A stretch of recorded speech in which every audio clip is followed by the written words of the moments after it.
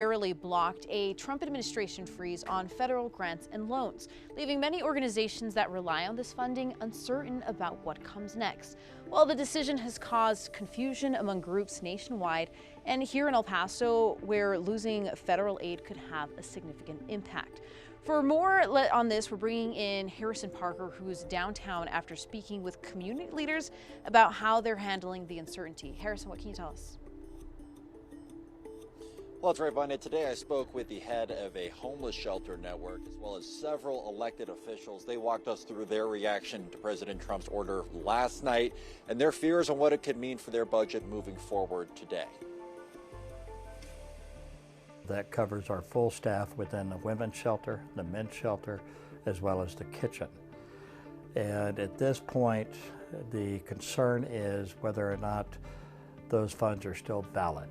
John Martin, the deputy director of the Opportunity Center for the Homeless, says they're currently spending millions of dollars on building new housing for the homeless on top of their normal services, which he says serve roughly 500 people a night. It's still too early to say, but these projects could be in jeopardy.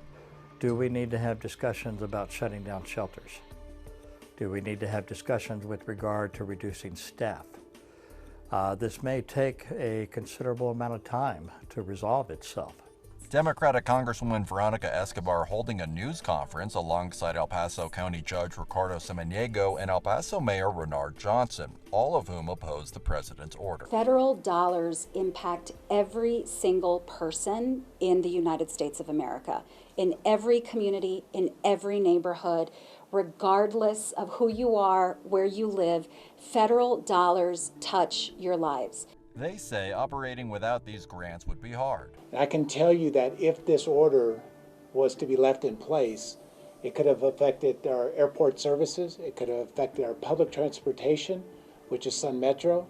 It could have affected a number of things that would have hurt the El Pasoans. Republican Congressman Tony Gonzalez, who represents much of Far East El Paso, supports the president's decision and is reassuring the public that individual aid like Medicare and Social Security will not be impacted. In a statement, he says, quote, "For too long, our government has spent trillions of tax dollars on priorities that don't align with most Americans. President Trump's choice to pause and take a hard look at these programs is part of making government efficient again."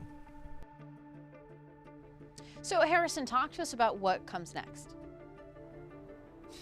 Well, Vanya, there's an ongoing court battle over this. The federal judge who paused this order put it until February 3rd to make some sort of decision. So we have several days, I think that's about 5 or 6 days away from right now.